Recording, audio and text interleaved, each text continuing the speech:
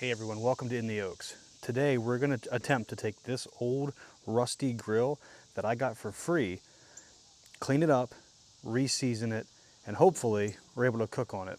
But we'll see. It's pretty bad, but it's not the worst that I've ever seen. And these things can actually clean up rather easy. So stick around to find out if we're able to actually cook off of this thing and eat a meal. Come check this out.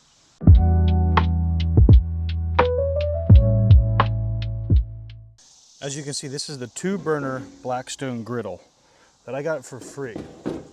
The previous owner didn't feel like dealing with re-seasoning it and taking the rust off, but I do. So this is the this measures 29 by 18.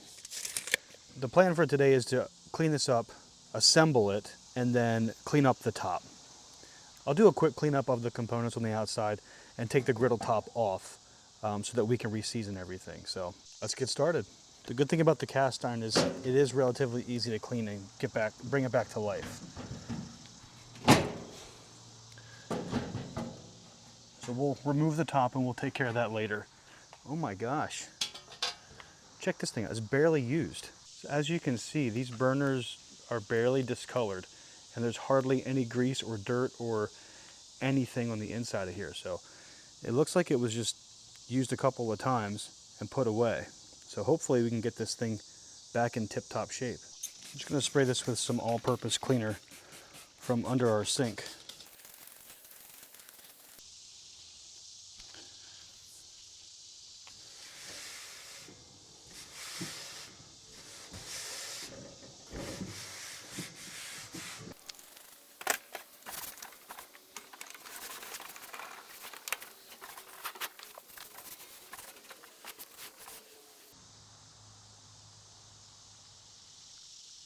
So this part cleaned up really well. It's just a little bit in here that I wanted to get.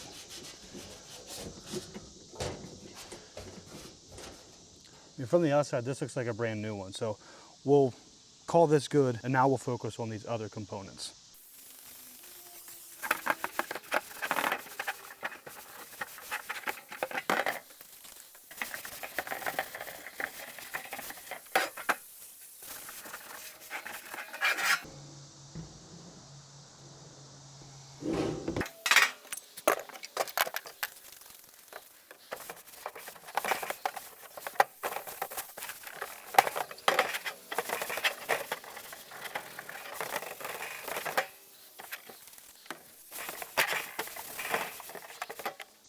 Took me about 5 minutes to clean this whole thing up and bring it back to life. So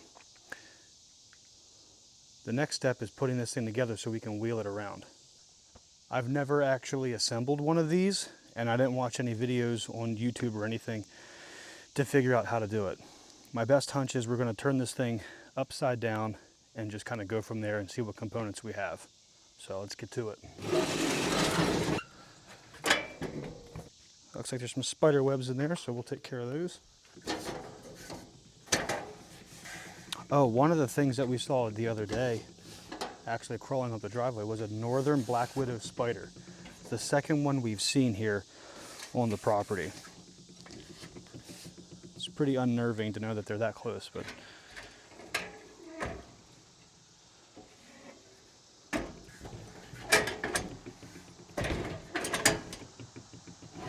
I think the wheels go here.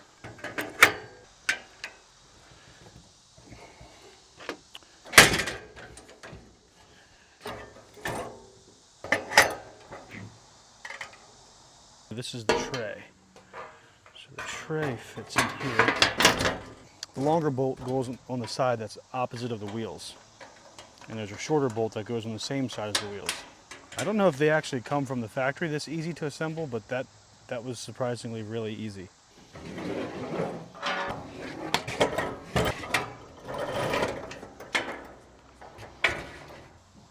There we go, we're assembled. Now that we have the grill cleaned up a little bit, let's go ahead and focus our attention on this.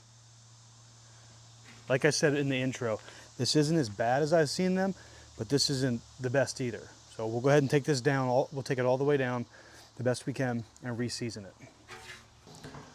Go ahead and get this lined up. The first step is actually getting this thing to about 200 degrees. And for me, that's just guessing. I just heat it up until I feel like I'm ready to work on it. I don't even know if this actually turns on. My guess is it would, or it does, but we're gonna find out.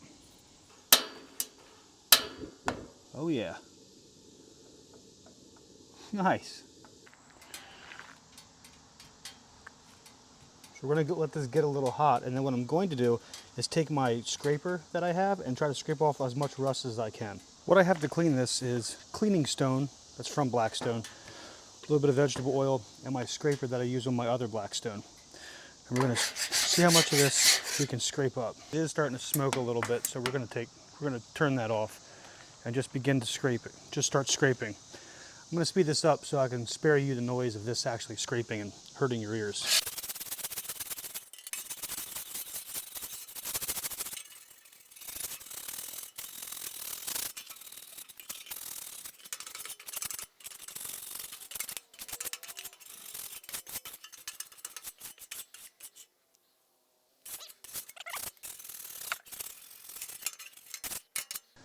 Now that I got the surface about where I want it, minus doing it with the stone, I'm going to focus on these edges here and get the rust off of that. Since this is still hot, I'm going to use a welding glove and just a little scouring pad. Making sure to get inside that groove there to get all the old food and any potential rust. I don't know if it's good to ingest a large amount of rust, but some might be okay. I don't know the rules, so just try to get as much off as we can. Okay. As you can see, it's not too bad. Some people might even season it at this stage, but I'm going to take care of that spot.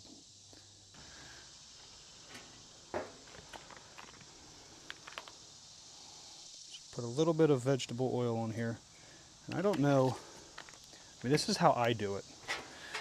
I don't know, ooh, this is a terrible noise, so I might spare you the noise of this one too.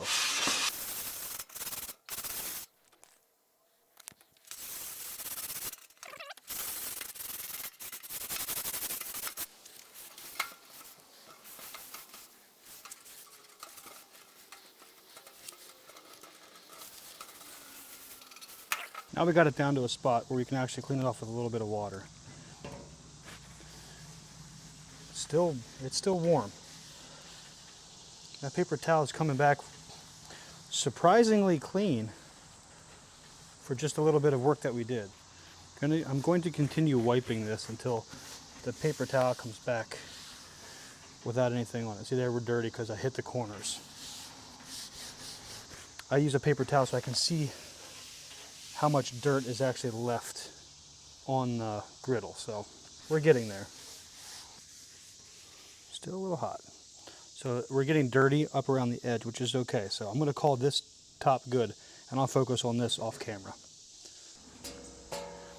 I just turned this back on so it can have a chance to heat up and evaporate any moisture that got down inside the cast iron, so we don't lock in moisture and have this thing rust on us. But while it's heating up, I'll tell you what I use Blackstone's recommended griddle seasoning. No endorsement, nothing like that. It's just what I tend to use because it's easy.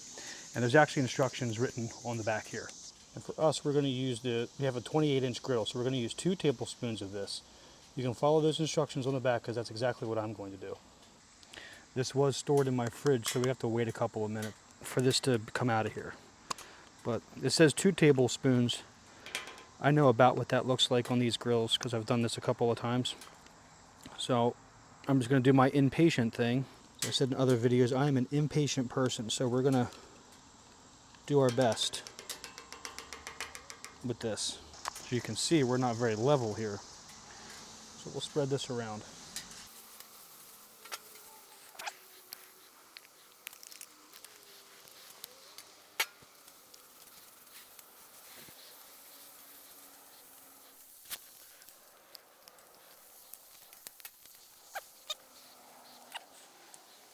Now comes the hard part. If you're anything like me, patience is not something you have. we have to let this smoke off, cook until there's no more smoke coming off, and then we have to let it cool down. All that takes is time. And then we have to do the same process 2 more times. So a minimum of 3 of heating it up, putting on the oil, letting it cook off, letting it cool down. You have to do that 3 times. Lucky for you, you're watching this on YouTube, so it'll be over like this. Actually, wait a minute, I just Googled this because, again, I'm very impatient. I asked Google if you need to wait for your griddle to cool down, and there are mixed reviews. Some people say yes, some people say no. And according to Google, Blackstone actually recommends that you keep your griddle on in between coats. So for impatient people, that's fantastic. Let's go ahead and put the second coat on here now. I don't know if you can tell in the video, but in here you can see some ambering where it's turning a little brown. That's what you want when you're seasoning this griddle, or any cast iron for that matter. Woohoo! Now this is extremely hot. I mean, needless to say, but so when you go in this, don't go crazy and splash oil all over yourself. Ask me how I know.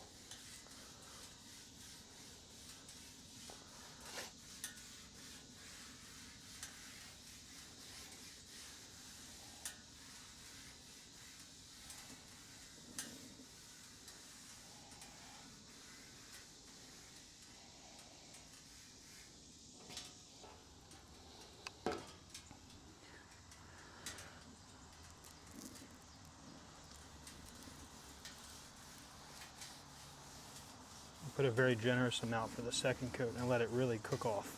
So now that everything is seasoned and ready to go, we're going to cook on it. And I don't know what it is, but the kids want eggs for lunch. And if you watched another video, I re-seasoned a cast iron skillet and I cooked eggs. So maybe this is a thing for me, I don't know. But we'll go ahead and put some oil on here. They want cheesy eggs, so basically just scrambled. I don't know how level this is going to be.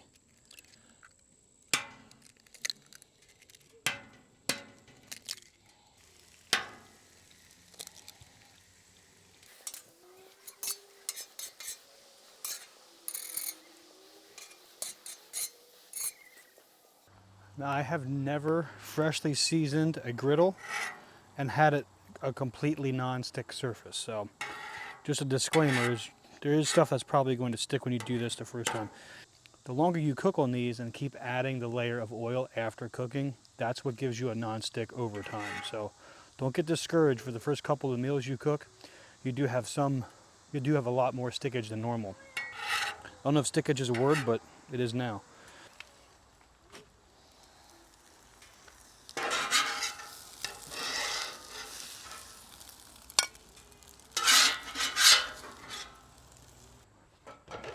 All right, so the grill is still on.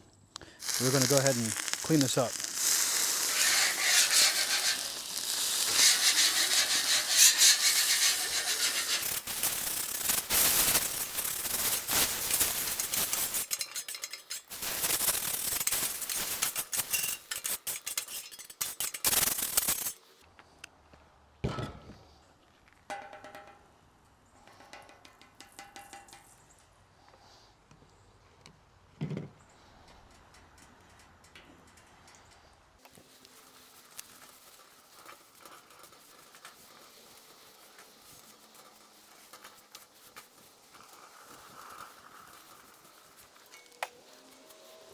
Well, that's going to wrap up this video. I want to thank you guys for checking out this video and checking out the channel.